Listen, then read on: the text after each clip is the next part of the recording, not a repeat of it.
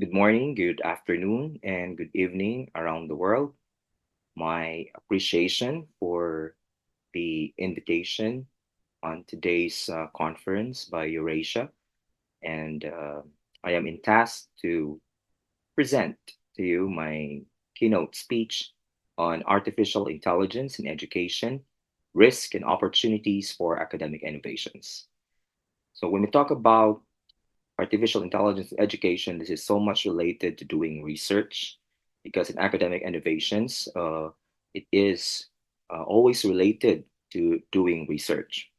It is an honor to be here today to discuss on this topic that is reshaping the very foundation of how we teach, learn, and engage with knowledge as artificial intelligence in educational research is concerned.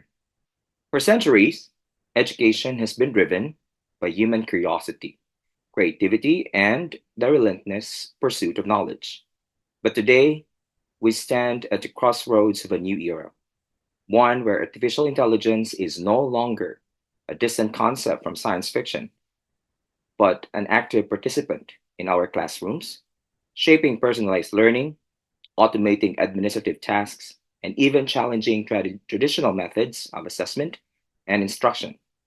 Yet, as with any transformative technology, AI brings both tremendous opportunities and significant risks. Will it help close learning gaps or widen them? Will it empower educators or replace them? Will it democratize knowledge or deepen existing inequalities? These are the questions we must confront as we navigate the future of AI in educational research.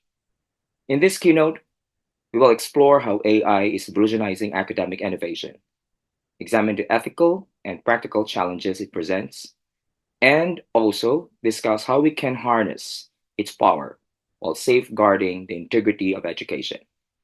This is not just a conversation about technology, it is a conversation about the future of learning, about how we prepare students for a world where AI is not just a tool for a collaborator. So at this point, let me begin with some misconceptions of artificial intelligence, especially in doing research. First is that AI tools can fully replace human researchers. While AI is helpful, it cannot replace the nuanced judgment, creativity, and ethical considerations that humans bring to research. So, although AI tools are very beneficial, let's not forget that AI still is artificial. Nothing can replace the human mind.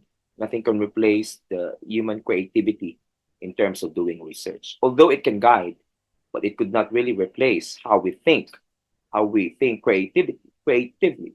Although logically it is based on data, they can be able to come up with the commonalities of this data. The algorithms can work it out, but it doesn't mean that it can replace how we think, how creative we are in terms of doing research. Second is artificial intelligence tools are only for technical experts. This isn't true anymore. With user friendly, no code platforms, even non technical researchers can leverage AI tools. It becomes more and more convenient. Right now, we can see some applications that can really help us, but as much as possible, they would make it user friendly. So, this is no longer applicable. Third, AI produces perfect and unbiased results. AI results are always unbiased. AI models learn from data, which can include biases. If the data is biased, the output will reflect that. So it is not something that AI can fix because some researches are biased. Therefore, as much as possible as researchers, we need to lower these biases in our researches. But that's another misconception. The last one is that AI tools are too expensive and inaccessible. Well, today, there are numerous free or affordable tools, making AI more accessible than it used to be. And there are a lot of changes since it is progressing. There are a lot of AI tools that were being born minute by minute as we are about to do our presentations right now, there are new AI tools that are being developed in several parts of the world. To clarify this misconception, let us not forget this important things that AI is best used as an assistant to researchers rather than a replacement. No code tools mean that researchers don't need to be coders to take advantage of artificial intelligence. Bias in artificial intelligence should be managed with regular audits and diverse data sets. And of course, open source and budget friendly artificial intelligence options have made advanced tools widely available.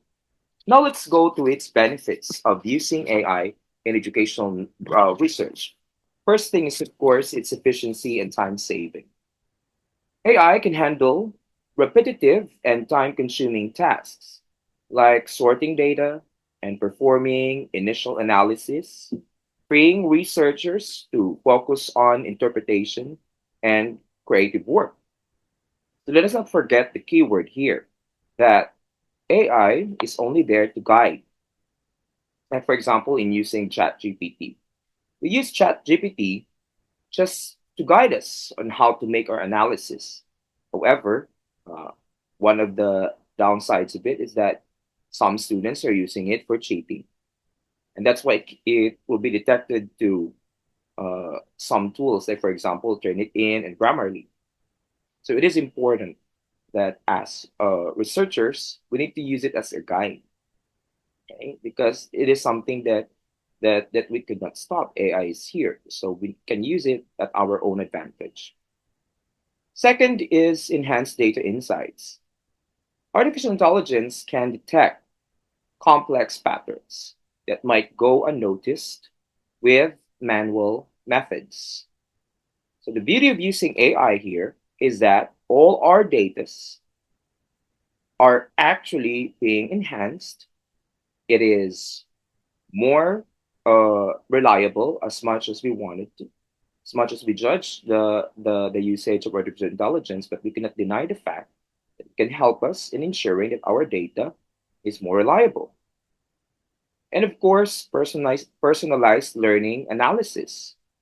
That's one as well, in which AI can analyze student data to tailor educational strategies that improve learning outcomes. Since it is in a form of data, since algorithms are present, they can come up with the right teaching strategy to be used so that we can apply it to our students. So it can really help as well. And of course, scalability of data. Large data sets can be processed quickly, making it easier to conduct expansive studies. So before our usual practice, we really do the analysis. All of us, we have this, we are facing a lot of data. However, using AI, it can be able to ensure, lessen those time constraints in doing data analysis. So that's the beauty of using artificial intelligence on hand. We also have here the real world examples of the benefits. So when we talk about predictive analytics, in terms of predictive analytics in student performance, AI helps predict student performance, allowing for proactive measures.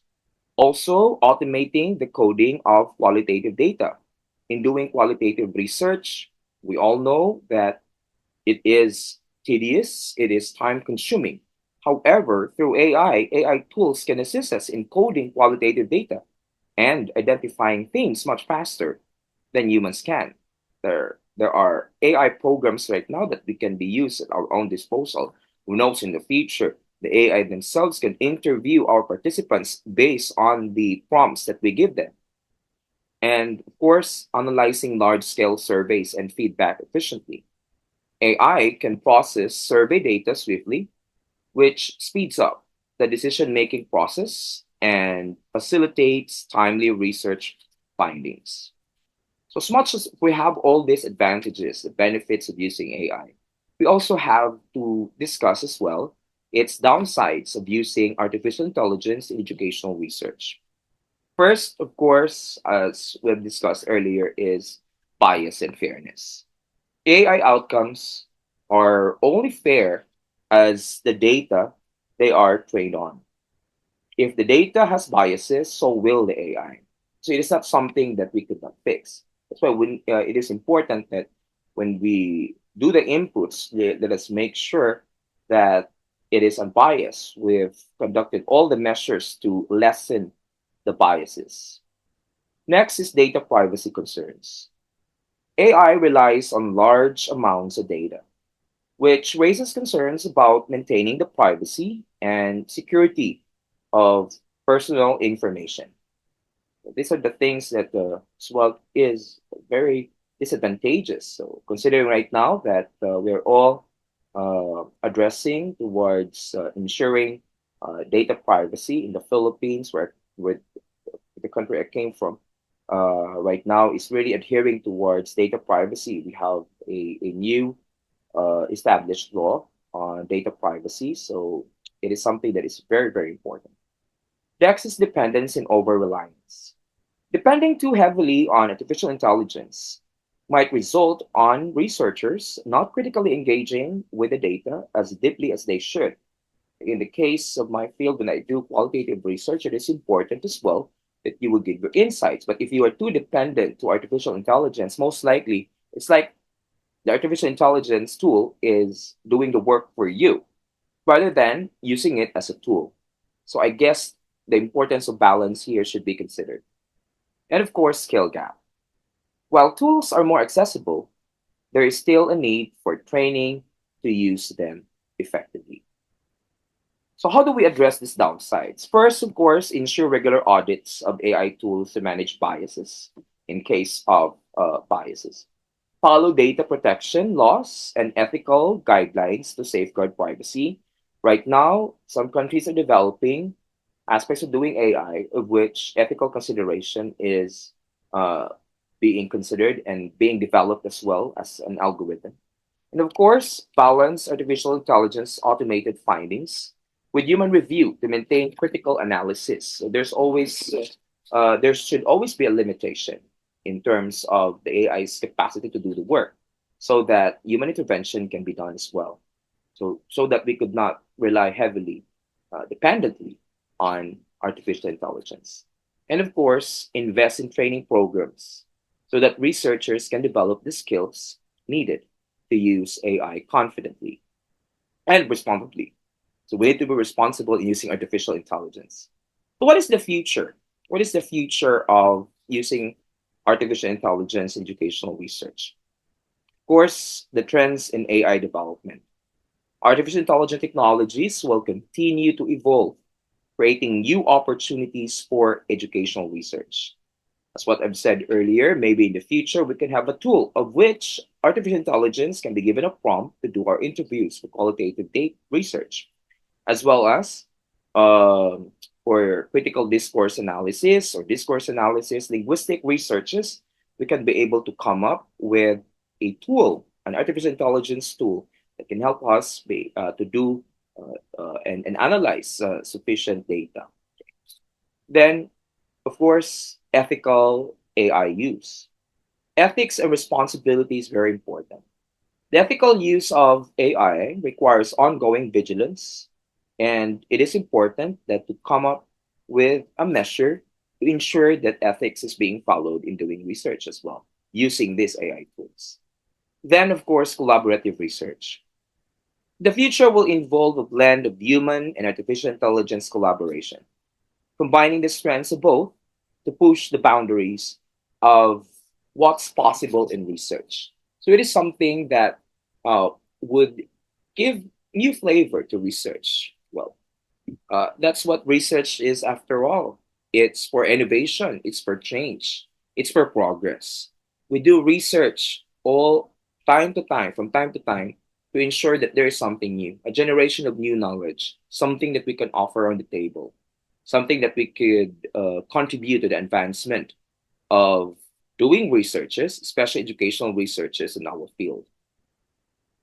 Well, the final thoughts on this is artificial intelligence, as what I've said, is here to stay. It is not going anywhere. It is something that we could not stop. However, we can adjust, we can be able to do something in order to use it at our own advantage. Doing research has become more complex nowadays, and the use of artificial intelligence is an opportunity for us to ensure that we can do more productive works in research. Right now, three groups actually of my students are doing researches on the errors of which these artificial intelligence tools are making, especially for ChatGPT and Chatbox. And it is not perfect because it is basing only on what is available data. So we're doing researches on that. We're developing it. Might be in the future can be able to present the result as well on here. And we're also conducting researches on the usage of artificial intelligence in linguistic researches because for most that is my field. So again, I would like to thank you all for the opportunity. Enjoy Singapore. Enjoy the presentation. To my colleagues, to my co-researchers out there in the international conference in education, I would like to bid you good luck, especially on your presentation. I know you can do this. And once again, Eurasia, thank you so much for this opportunity. So I'm Dr. Elmer. Mabuhay from the Philippines.